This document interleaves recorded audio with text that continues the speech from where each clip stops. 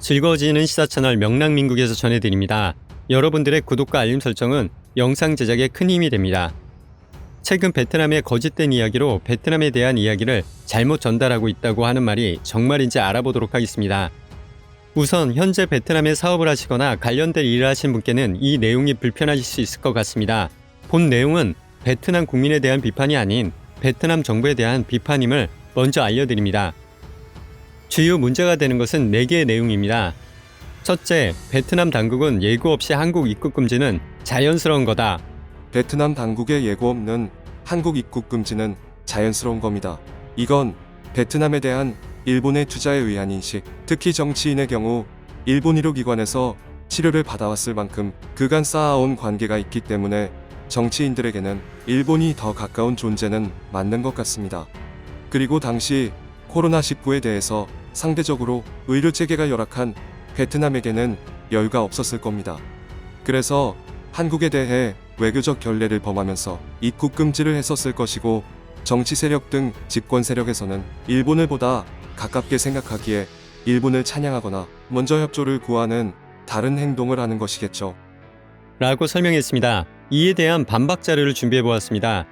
베트남에 대한 투자가 정말 한국보다 일본이 클까요?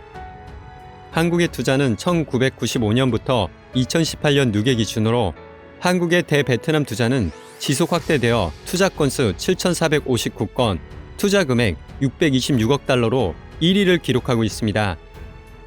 단순 비교로는 한국은 7,459건의 투자가 이루어졌고 일본은 3,996건의 투자를 했으며, 금액적으로 보면 한국은 626억 달러를 투자한 반면 일본은 570억 달러를 투자한 상태입니다. 반면 베트남의 대한국 투자는 173건, 6,400만 달러로 건수나 900면에서 미미한 수준입니다. 정말 여러분들이 보시기에도 일본이 한국보다 베트남에 투자를 많이 했다고 생각이 되십니까? 또 정치인들이 일본 의료기관에서 치료를 받았다, 정말일까요? 이 자료는 베트남 내 소규모 의료시설을 제외한 의료시설에 대한 자료입니다. 보시는 것과 같이 일본의 의료시설은 자체가 존재하지 않습니다. 혹여라도 빅마이 병원을 이야기하실 수 있어 빅마이 병원에 대해 자세히 알아보겠습니다. 빅마이 병원은 베트남 보건부가 직접 운영하고 있으며 일본 시설 및 의료 장비를 2000년에 받았을 뿐입니다. 베트남 보건부가 운영하는 것이 어떻게 일본이 운영하는 의료시설이라고 말할 수 있습니까? 또 베트남의 의료체계에 여력이 없다. 이것에 대한 저의 생각은 베트남은 한국의 의료시설보다 뒤떨어져 있는 것은 사실입니다. 그런데 말입니다. 중요한 것은 의료시설이기보다 통보 없이 한국인만을 격리 조치하였다는 것입니다.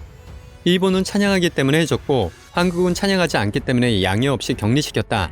그렇기 때문에 이해를 해야 한다. 여러분들은 정말 이해가 되시나요? 자료를 보신 것과 같이 한국은 일본 대비 더 많은 투자를 했으며 투자 건수도 일본의 2배에 달하고 있습니다. 둘째로는 격리된 한국인의 대응 관련 보도는 오보다.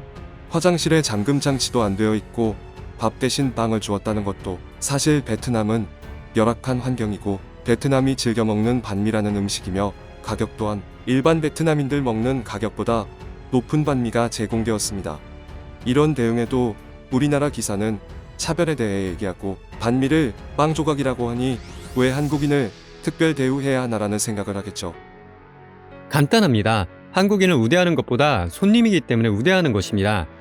우선 화장실에 잠금 장치도 안 되어 있고 밥 대신 빵을 주었다는 것은 모두 인정하는 부분이라 별도로 설명하지 않겠습니다. 반미는 베트남식 샌드위치입니다. 분명 샌드위치입니다. 일반 샌드위치와 다른 점은 바게트빵을 쓴다는 것입니다. 위의 사진은 격리자에게 제공된 반미입니다. 샌드위치로 보이시나요? 아니면 바게트로만 보이시나요? 반미의 가격은 보통 베트남 만동 정도로 한국 돈 500원입니다.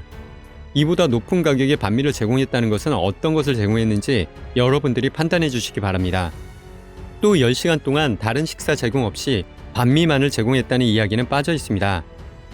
만약 베트남의 조치가 적절했다면 한국 정부가 생필품을 긴급하게 가져가고 한인회에서 식사를 제공하는 등의 사태가 왜 일어났을까요? 물론 나라별 사항에 따라 그리고 경제적 문화적 차이가 있을 수 있기 때문에 이것에 대해 비판하고 싶지는 않습니다. 셋째, 베트남 보건장관이 한국산 진단키트에 대한 정확도 절하평가에 대한 이야기입니다. 이 부분도 베트남 의견이라기보다 그들의 선거 포장의 과정에서 벌어진 일이라고 봐야겠죠. 베트남을 욕할 만한 일은 아니지요. 이에 대한 제 생각을 이야기하겠습니다. 보건장관이라면 사기업을 운영하거나 연구 개발하는 업체가 아닙니다.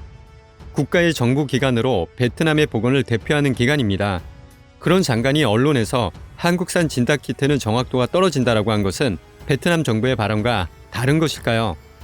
불과 며칠 전까지 한국산 진단키트를 요구하던 베트남 정부의 모습이 아직도 기억에 남아 있습니다.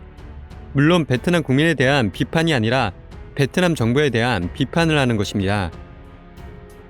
넷째, 박항서 감독의 영봉삭감 보도. 이건 정말 0.1%도 안 되는 극소수의 언론을 가지고 전체 분위기처럼 오보를 했던 부분입니다.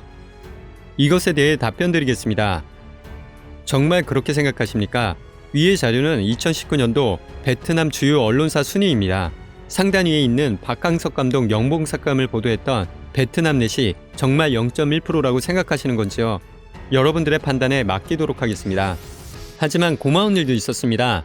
한국인이 격리 조치되었을 때 반미로 식사를 하는 한국인을 위해 순댓국을 준비해준 베트남 공안분께 진심으로 감사드립니다. 여러분들의 의견이 궁금합니다. 댓글로 여러분들의 의견을 남겨주시면 감사하겠습니다. 이상 김영량이었습니다.